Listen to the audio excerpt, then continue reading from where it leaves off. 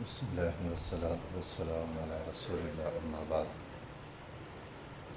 صفحہ نمبر ہے 294، آیت نمبر 102 اور 103۔ اعوذ باللہ من الشیطان الرجیم، بسم اللہ الرحمن الرحیم۔ وما وجدنا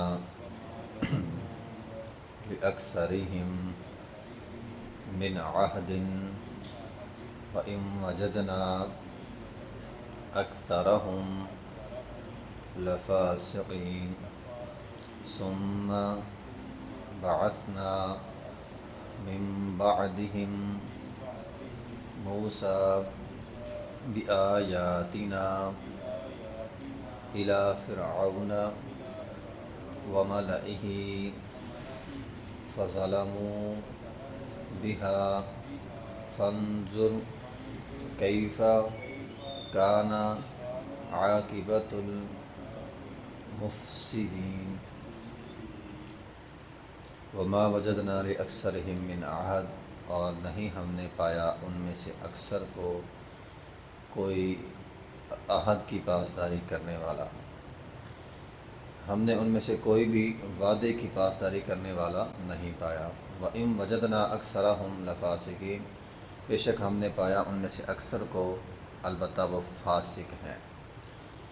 ثُمَّ بَعَثْنَا، پھر بھیجا ہم نے اس کے بعد، من بعدہم اس کے بعد، موسیٰ علیہ السلام کو، بآیاتنا اپنی نشانیاں دے کر، الی فرعون و ملئہ، فرعون اور اس کے سرداروں کی طرف، فظلموا بہا، سو انہوں نے ظلم کیا اس کے ساتھ۔ فانظر، پس آپ دیکھیں، کیف کان عاقبۃ المفسدین، کیسا تھا انجام حد سے بڑھنے والوں کا۔ وما وجدنا لاکثرہم من عہد، گزشتہ اللہ تعالیٰ نے جتنی قوموں کا قصہ بیان کیا ہے، اللہ تعالیٰ فرماتے ہیں ان قوموں پر عذاب آیا، ہلاکت آئی، وجہ یہ تھی کہ انہوں نے عہد شکنی کی۔ عہد شکنی سے مراد، ایک تو عہد شکنی وہ ہے جس کو ہم عہد الست کہتے ہیں۔ میدان ارواح میں روحوں نے اللہ کے ساتھ وعدہ کیا تھا کہ اللہ تیرے ساتھ شرک نہیں کرنا، تو یہ قومیں مشرک تھیں، انہوں نے اللہ کا عہد توڑا، اس لیے ان پر عذاب آیا۔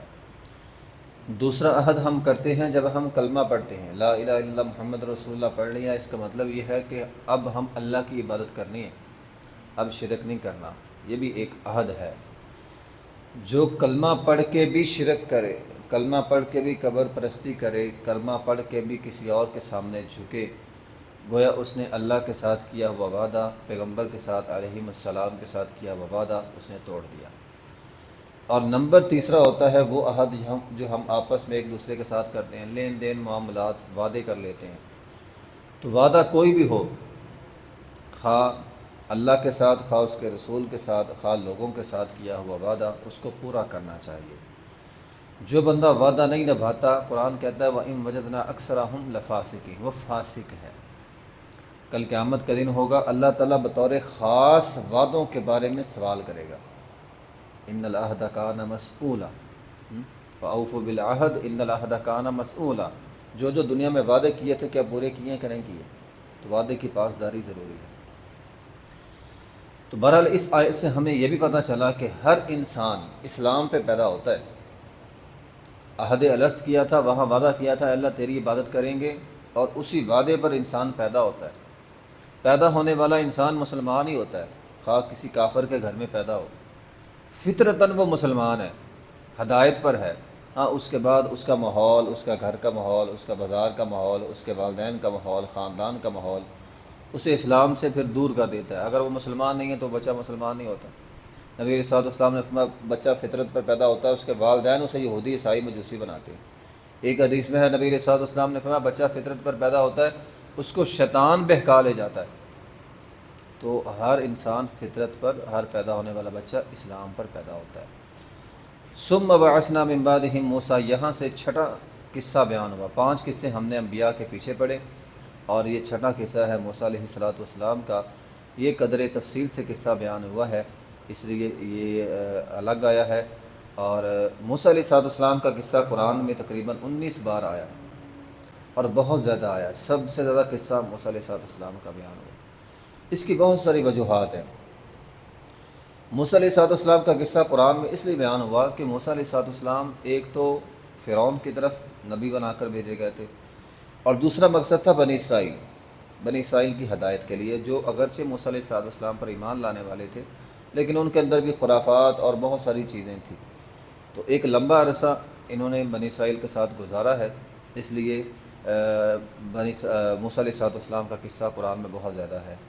اور پھر نبی علیہ السلام کے زمانے میں یہود پڑھی لکھی قوم تھی، مشرکین مکہ ان کے پاس جاتے تھے، بتلاؤ ہمیں، آپ پڑھی لکھی قوم ہو۔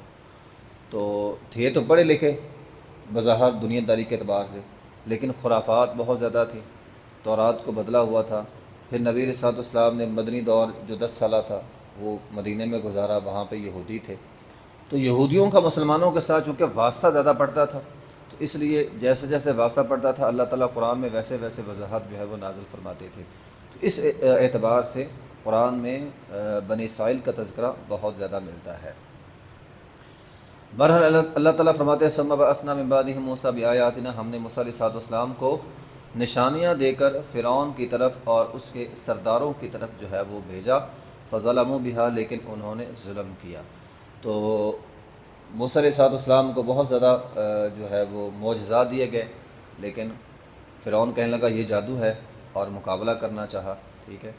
تو فظلموا بہا، اس نے انکار کر دیا، ظلم کیا، نہ مانا، اور اس نے کہا کہ میں مقابلہ کروں گا۔ قرآن کے اندر آتا ہے وجاہدوا بہا واستیقنتھا، تھا دل سے وہ مان چکا تھا، زبان سے انکار کیا، اسے پتہ چل گیا تھا کہ یہ جادو نہیں ہے، لیکن اس کے پیچھے پوری قوم کا وہ خدا، اور اب تک اس نے جو کیا وعدہ تھا کہ انا ربکم الاعلی، میں تمہارا رب ہوں، یہ سارا پھر خطرے میں پڑتا تھا اسے۔ تو اس لیے جس طرح کل ہم نے پڑھا ہے کہ اللہ تعالیٰ انسان کو جب کچھ عطا کر دیتے ہیں تو بندہ اب یہ کہتا ہے کہ اب میرا یہ سارا کچھ چلا جائے گا، یہ میری جو عزت بنی ہوئی ہے اب یہ عزت ختم ہو جائے گی، اس بنا پر وہ ایمان نہیں لاتا، ٹھیک ہے۔ تو اخذتہ العزہ کے الفاظ ہم نے پڑھے تھے کہ انسان کی عزت جو وقتی طور پر بنی ہوتی ہے نا وہ انسان کو حق سے دور کرتی ہے۔ تو فرعون بھی ایسا ہی تھا، تو دل سے مانتا تھا لیکن زبان سے اس نے انکار کر دیا۔ فانظر کیف کان عاقبۃ المفسدین، پھر انجام کیا ہوا آگے ہم تفصیل سے پڑھیں گے، لیکن اللہ تعالیٰ نے اس کو ڈبو کے مارا۔ لیکن ڈبو کے مرنا، ڈوب کر مرنا، یہ ایک کوئی آسان موت نہیں، بڑی اذیت ناک موت ہے، کوئی انسان پانی میں ڈوب کے مرے، بڑی تکلیف دہ موت ہوتی ہے۔